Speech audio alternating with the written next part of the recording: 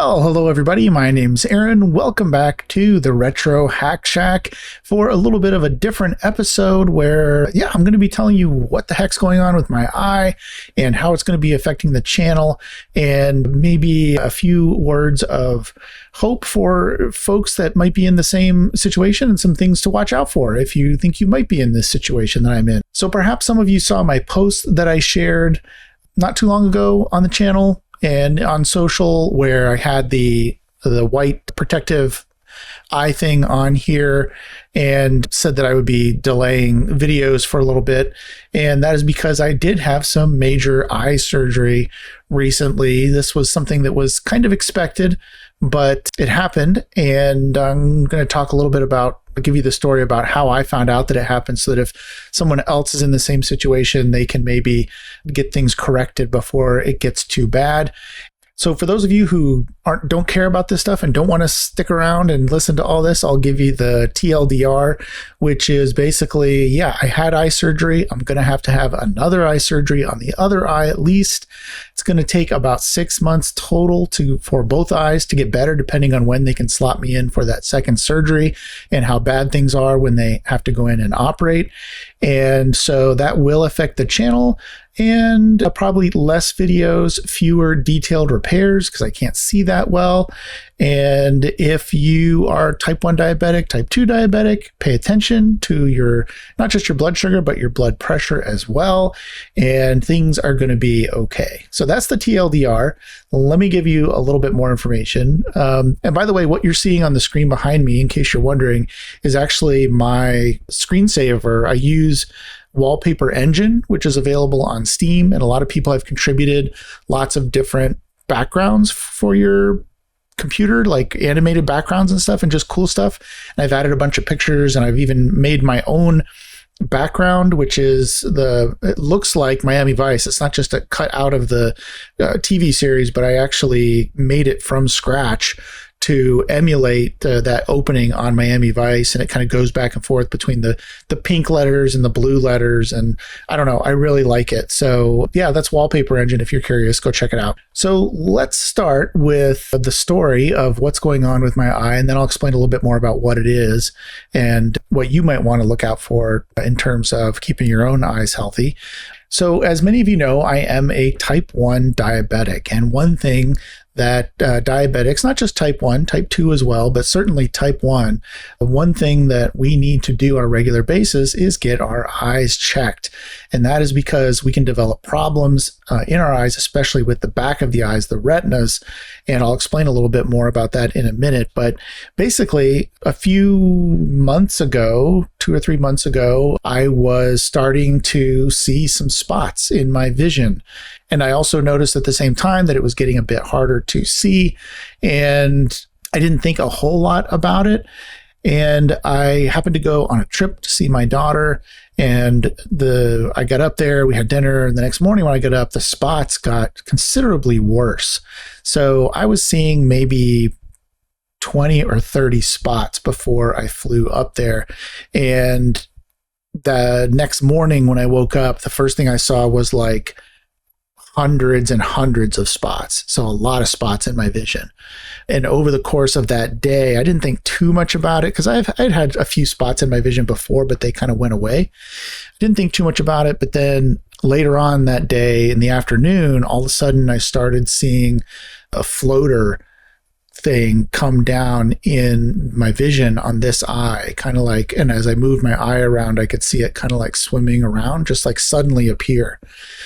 So that didn't seem right. That got me a little bit worried. So I made an appointment for a few days later, basically as soon as I could get an appointment to see an ophthalmologist. And then I flew back home and just kind of waited to see them. Meanwhile, the spots were still there. The floater was still there. It was kind of bothering me. It was right in the middle of my vision. So I went in to see the ophthalmologist. They took some pictures of my eyes. They did some really scans with super bright lights and, all kinds of diagnostics and things. Pretty long appointment, and they said, you've got some retinopathy going on here that you're going to have treated right away, basically. Now, if you don't know, retinopathy is a condition for diabetics. It's called diabetic retinopathy because it's mostly caused by very high blood sugars, or it can be caused by high blood sugars over an extended period of time. And it can also, what I'm learning is it can also be exacerbated, to my knowledge, not a doctor, not giving anyone medical advice here, but it can be exacerbated by high blood pressure as well. And I happen to have long-term diabetes, which is under control, but it's not as low as it could be. But it's been very consistent and under control for quite a long time.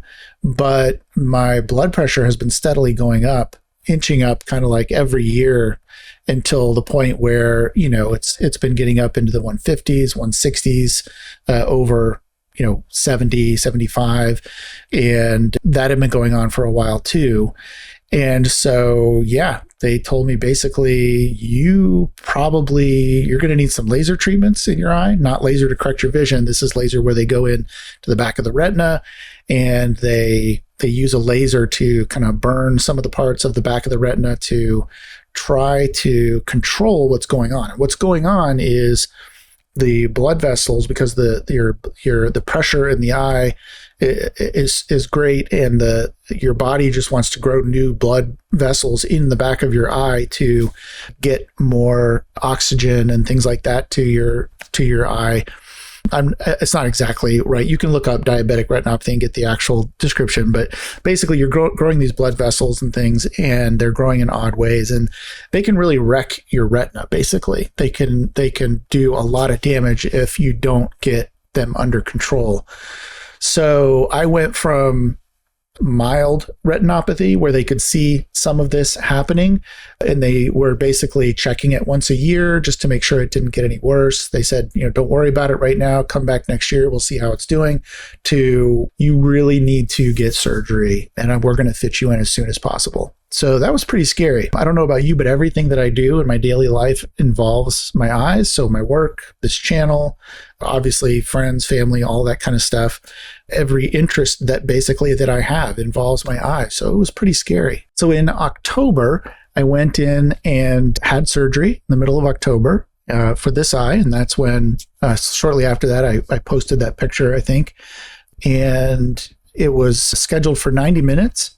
It was outpatient surgery, but they put me under not full general anesthesia, but they were able to put me under the lesser of the two, which is you're still pretty much knocked out. I was definitely knocked out, but they didn't have to put the scope down and all that kind of stuff. So I was out, and it actually was scheduled for 90 minutes, but it took 2 hours. There was more damage, my doctor told me, in there than they had been when they first looked at it, when I came in for that kind of emergency appointment. But he was able to fix it all, he thinks, and he put a gas bubble in my eye. I'll talk a little bit more about that in a minute. And, if all goes well, once I'm able to see out of this eye again, and after some cataract surgery, which is a side effect of this retina surgery that they did on me, I should be good. My vision should be good at that point, and my eye health should be good at that point for years and years to come.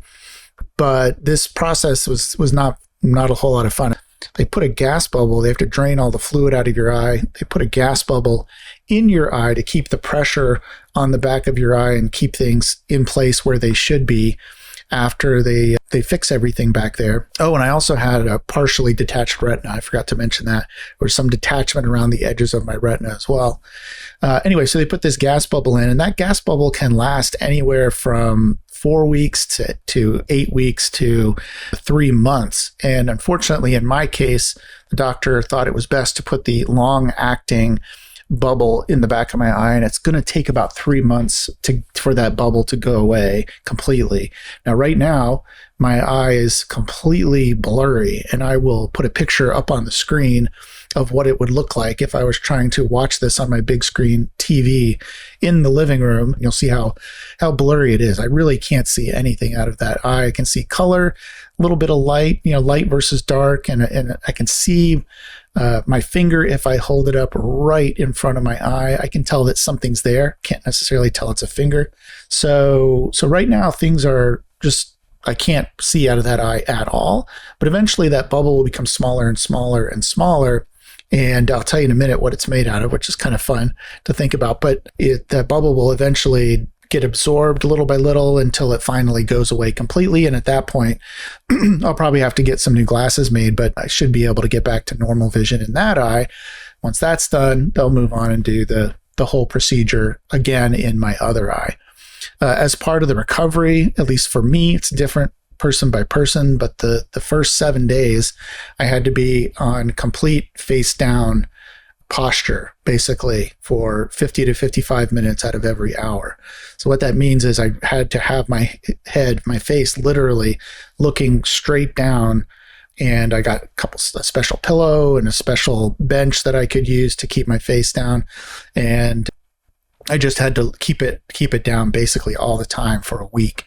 And that was rough, killed my neck. But luckily after a week, I went back in. He took me off of that except for sleeping. I still have to sleep either face down or on my left side until that bubble goes away. But at least it's manageable at this point, and I can look up and see you guys and tell you what's going on. So that's what's going on with me. It's gonna take me, like I said, at least 6, maybe 7 months until full recovery. So it's going to make things hard on the channel. I'll tell you really quickly that the type of videos I do, I probably won't be able to do the detailed troubleshooting and repair videos that I've done in the past, because those take depth perception, which I don't have close-up depth perception at this point. It's very difficult. That last video I did on my second channel where I was repairing the Sony Trinitron TV, there was this board with wires, and trying to get in there and solder, which I used to be able to do no problem, that took me 3 or 4 times as long, and it wasn't dangerous necessarily, but it was very, very frustrating. So I'll be doing probably fewer of those videos. Maybe I can sneak 1 or 2 in between the time that they do where this eye recovers and before they do the surgery on the other eye. So I'll have to change up the type of videos I can do. Let me know. I've got some ideas for some interviews and some reviews and some fun Lego stuff that I can do. There'll be more information about that coming out soon. And yeah, so I think the content on the channel is going to have to be just slightly different. History videos I can still do, but those will take longer because of what's going on in this eye, which is the same as this eye, but this eye has something else called a stretching of my epiretinal membrane. The epiretinal membrane is kind of like this gel-like substance on the back of your retina, and it's clear, but what happens is it's kind of like a cellophane on the back of your eye, and when these blood vessels start growing, they start pushing that gel-like substance in weird ways. So when I look at a grid of lines, vertical and horizontal lines, people would normally recognize that and see those as being, straight up and down and horizontal. Most normal people with normal eyes. Well, what I see out of this eye when I look at that grid is wavy lines. I don't see straight lines. So the distortion in that epiretinal membrane is causing it to be very difficult to read for long periods of time.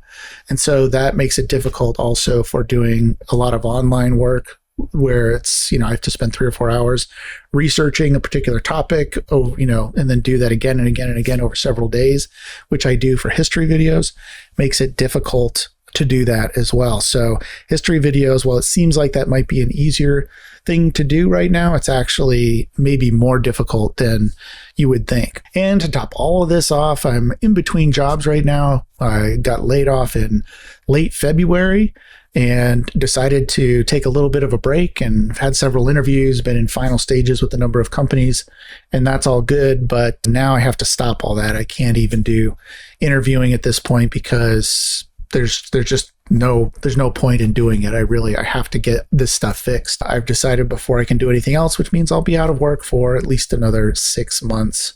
Unless something magical happens after this eye heals. Maybe I feel good enough, but I'll be out of work for a while too. So that means that, selling the boards that I sell online for vintage computers, and this channel is basically it for income for right now. And that's going to be challenging, but make it work one way or the other. Other people have it way worse than me. So I think we can make it work for 6 months and then find something more permanent after that. So a couple of words of warning before I close up for those people who may be thinking, I wonder if I have something like that, or I have type 1 diabetes. I wonder if that could happen to me. Some things to look out for. Number one, make sure you're getting the pictures taken of your eyes, meeting with your ophthalmologist and your endocrinologist, and coming up with a good plan. Stay on top of your eyes, and if something goes wrong, if you start seeing spots like I did, or definitely if you have any kind of retinal detachment, would be like a fold, a loss of vision, sparkling lights, anything like that that's bad for your vision, definitely get with your ophthalmologist right away. Have them take a look at it. Don't wait. I was lucky in that I caught this at a time when surgery was actually a good choice for this, for the longest, best outcome. It's not ever anybody's choice, I guess, but for me, it was, if we do the surgery now, there's a good chance you'll have really good vision for a long time. So definitely you want to have those scans done every year and check with your doctor if something's going wrong. Also, make sure you're checking your blood pressure, because what I found out was, even though my blood pressure in the afternoon, which is when I typically would see my doctor, was creeping up and up a little bit at a time, my morning blood pressure was really high. This was just even a few weeks ago. I realized that my morning blood pressure, this is like 10 minutes after I woke up, went down, checked my blood pressure. It was like 185/95, which is pretty high. It's not emergency high, but it's almost emergency high. And so who knows how long my blood pressure was getting that high, either in the night or in the early morning hours. And, I'm sure that had a big role to play in why my eyes were getting so bad so quickly. So make sure you're checking your blood pressure at multiple times during the day. And if your blood pressure starts going up even a little bit, check with your doctor and maybe start some treatment or start some things that you can do to lower your blood pressure. Don't let that get away from you, as well as your blood sugar, of course. Don't let that get away from you either. So I don't want to scare anybody. This is something that can happen to other segments of the population, not just diabetics.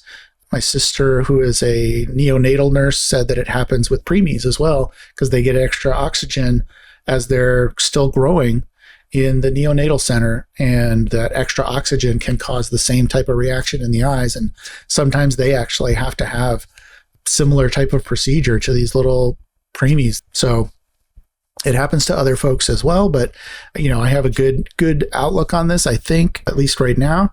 Although I will say it is difficult at times. I mean, there's times where I go to bed, of course I can't see anything out of this eye. This eye is not great. And I sit up at night for a while thinking, what if I get up and this eye decides to quit? Then what do I do? Right. And it's irrational, but it is a fear that kind of creeps up, an anxiety that creeps up on you when you go through a health, I wouldn't say a crisis, but a time of poor health, I guess.